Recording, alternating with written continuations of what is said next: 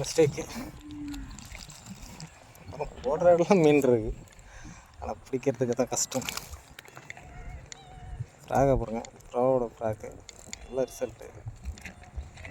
Quality சரி, belt இது rubber quality தான் சரியில்லை.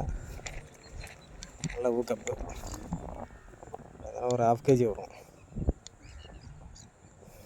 Okay friend.